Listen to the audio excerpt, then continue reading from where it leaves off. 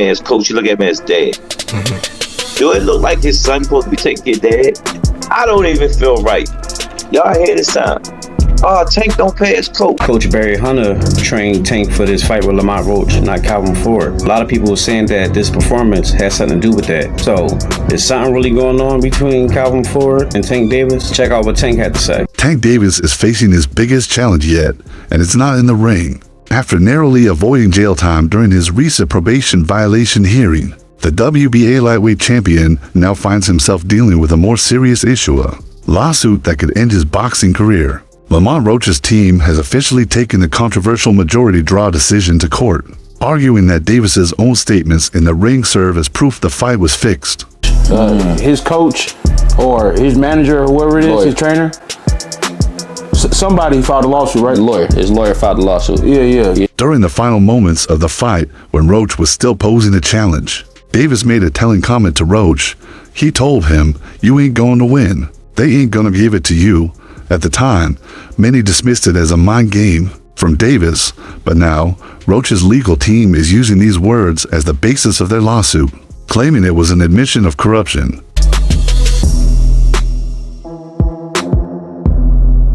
Their argument is simple. If Tank knew the outcome before the scorecards were even read, something was wrong. Roach's team insists that the fight should have been fair, but it was allegedly manipulated behind the scenes. This lawsuit is not just about overturning the decision, but exposing what they call a blatant robbery in boxing. If the court rules in their favor, Davis could face a 28-month suspension, which could have a devastating impact on his career. Is it being thrown? It has to be a knockdown. I've heard some people saying, "Oh, that he should be disqualified. He went back to the corner." I don't buy that, to be honest with you. I mean, I think that's a warning. A 28-month suspension means 2 years and 4 months of forced inactivity, something that could completely derail his career. At 30 years old, losing that much time could put him in a tough spot. The sport moves quickly, and while Davis battles in court, younger fighters will rise up. This legal storm couldn't have come at a worse time. He's already dealing with a long history of legal troubles, and his most recent probation violation has made things even worse. His decision to leave Florida without permission, despite being given multiple chances, raised serious questions about his respect for the law. During the hearing, the judge made it clear that she had been lenient with him before, even granting him special permission to attend the 2024 Paris Olympics to support Team USA Boxing. Yet, Davis still broke the rules and traveled without approval. His probation officers were also frustrated, revealing that it was difficult to get in touch with him and they had to go through his team just to reach him. The state requested jail time, with one attorney recommending a $25,000 fine. But the judge chose to extend his probation for another 18 months and imposed a $10,000 fine. However, this might not be the worst consequence. What the lawsuit could do to his career could be far worse.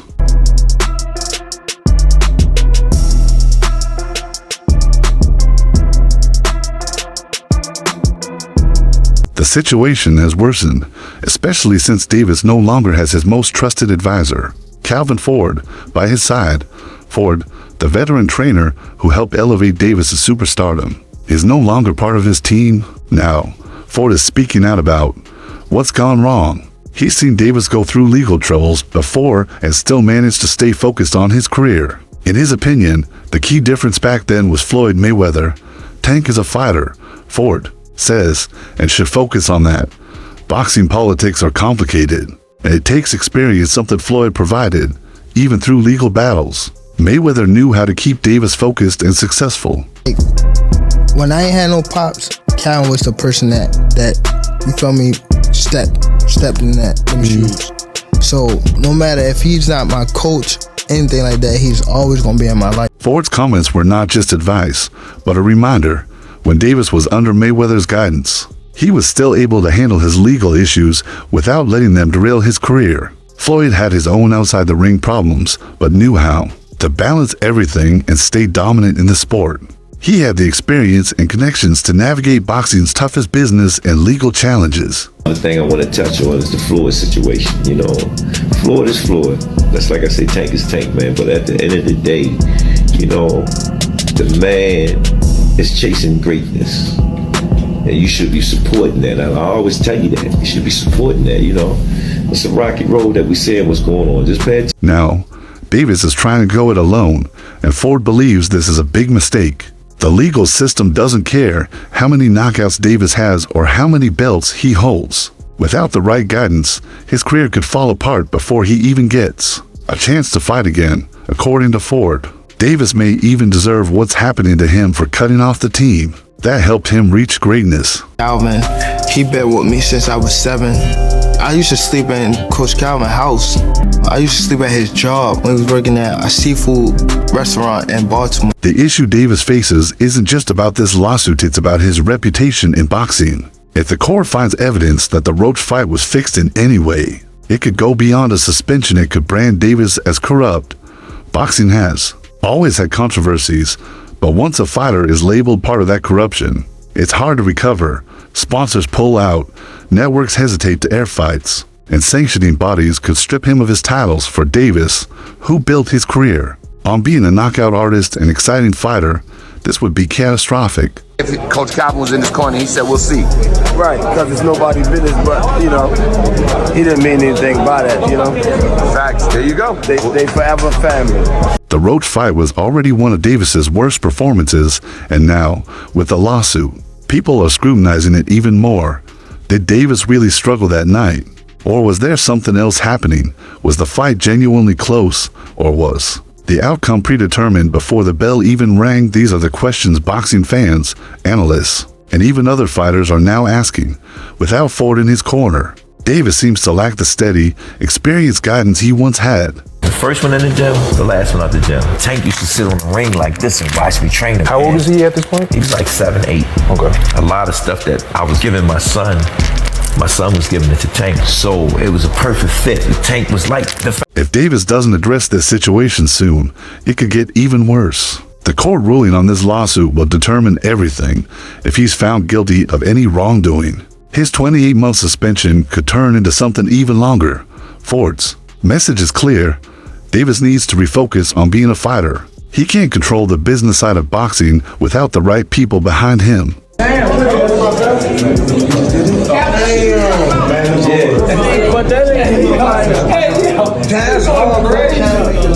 Davis needs to avoid further legal troubles and prove he still belongs at the top of the sport. Right now, boxing is moving on without him. For years, Calvin Ford and Tank Davis were inseparable. Their bond not just professional, but personal.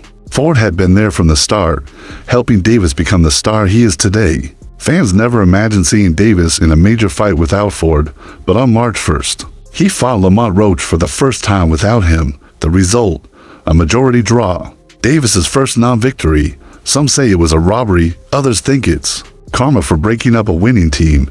The cause of the split is still unclear, but Ford's comments suggest a deeper issue. Man, I'm not. Honestly, I thought I should have won without that being counted a knockdown. Look, I ain't the ref. I ain't really, you know what I'm saying? Like, if he had to wipe sweat out his eye, he had to wipe sweat out his eye. But the rules do state, if he voluntarily take a knee, then that's an automatic 8 count. Ford explained that he stepped back to focus on his amateurs, but many believe there's more to it. Ford had always balanced his work with amateurs and Davis. So why would he step away from his biggest fighter right before such a controversial fight? Some insiders suspect Ford was unhappy with how Davis was managing his career, his legal troubles, the constant chaos surrounding his name, and his handling of the Roach fight lawsuit. Ford may not have wanted to be part of another downfall. Calvin is Calvin. You know what I mean? I got Calvin tatted on me. Calvin ain't going nowhere. Y'all don't even know Calvin for CCO. I know Calvin, you know what I mean? Y'all don't know. Once Davis left Mayweather's camp and decided to take control of his own career, things started to change. The fights became harder to secure, the legal issues mounted, and now Davis could be facing a 28-month suspension from boxing. Would this have happened if Ford were still in his corner? That's the big question. Hey, Tank, will Calvin be with you on this fight? You changed? Huh? Will Calvin be with you on this fight? I don't know. We gotta see. When Ford stepped back, Barry Hunter replaced him for the Roach fight. While Hunter is a respected coach, fans weren't impressed. He didn't have the same deep, father-like connection with Davis that Ford did. As a result, when Davis struggled against Roach, it was apparent Ford would have known exactly how to motivate Davis. But Hunter's presence didn't have the same effect. Some believe Hunter just wasn't the right fit for the fight. Great for me. I got 2 head coaches that's going to This is fire to me. I'm probably the only one that can do that or ever done it in the sport. Like bring 2 head coaches together. You know what I mean? So it worked out in my favor, man.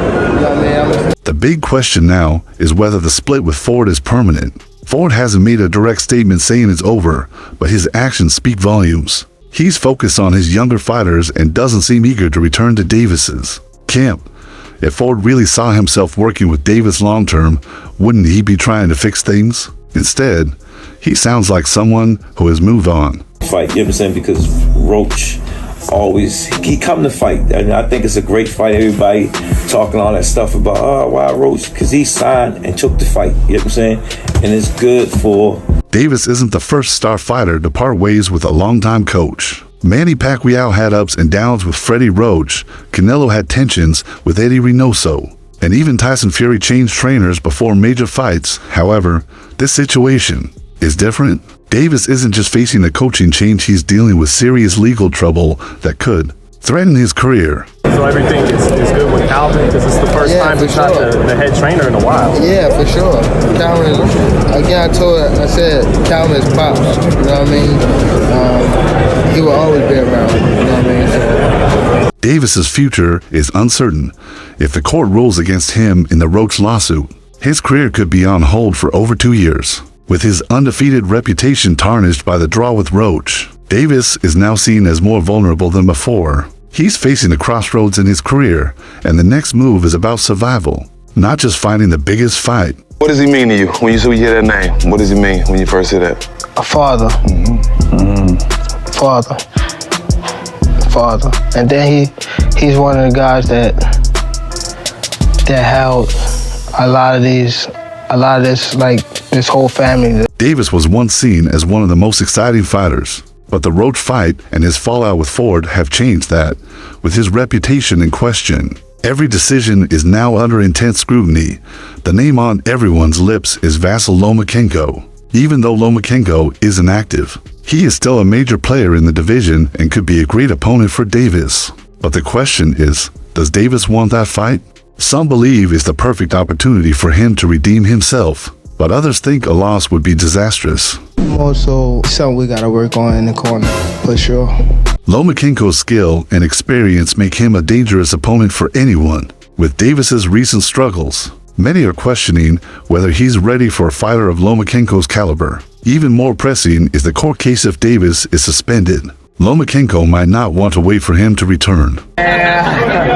He got lucky at the draw. He did a good fight though. I thought he won it, but man, you gotta just create more action. That's a sparring session as far as I'm concerned. But god damn, that's not the Gervonta I know. If Lamont isn't an option, could Davis finally face Shocker Stevenson? The fight has been rumored for years, but it has never been close to happening. After Davis's draw with Roach, Stevenson's team might think Davis isn't worth the risk anymore. The fight would be huge, but stylistically, it doesn't favor Davis. Stevenson's defense is elite, and if Davis couldn't handle Roach, how will he deal with Stevenson? Social media. Oh, you go love on social media? Well, that's easy to do, right?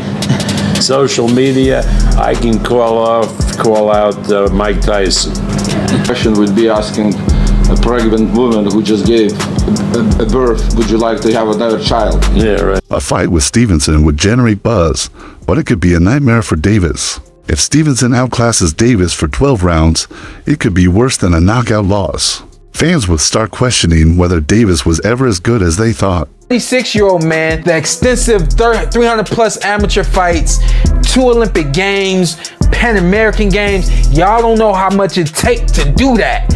And the difference between having one great night winning the World Championship title and having a great run, winning 2 gold medals, means you did 4 or 5 fights in 2 weeks span, week and a half span. Another possible opponent is Devin Haney, who has also fallen in stock. Haney's recent loss to Ryan Garcia makes him more vulnerable, and now might be the perfect time for a fight between the two. However, Haney holds a world title at 140 pounds, and the question is whether Davis would move up in weight. Who have Shakur? What have Shakur done? What have he done in the sport? He haven't done nothing. The young one is looking more better than him. Who that? The Keyshawn. Keyshawn looking way more better than this. I keep screaming the name he haven't done. The problem is Davis might not even get to choose his next opponent. If the lawsuit doesn't go his way, he could be out of the ring until 2027. Even if he wins in court, the damage to his reputation has already been done. Once seen as one of the most feared fighters in the division, Davis's aura is now fading. At age, I think he was like 17. I wasn't that much older than him. I think we probably like 3 years older. Apart. But I feel as though he slowed down. All that partying and drinking and stuff slowed him down. The problem might have started when Davis decided to move on from Ford. If the split is permanent, Davis could find himself without the allies he once had. The fast-moving world of boxing waits for no one, and if Davis doesn't act quickly, he could end up on the outside looking in. Gervonta, what was the conversation about with your #1 fan out there? Oh, Ryan? He's crazy. He's crazy. Talk about a rematch. He said I was the best at 135. Davis is at a crossroads. If he doesn't make the right decisions now, his career could spiral further. This wouldn't be the first star to fall, but only time will tell if he can recover. The future of Tank Davis is uncertain, and his next move could determine everything.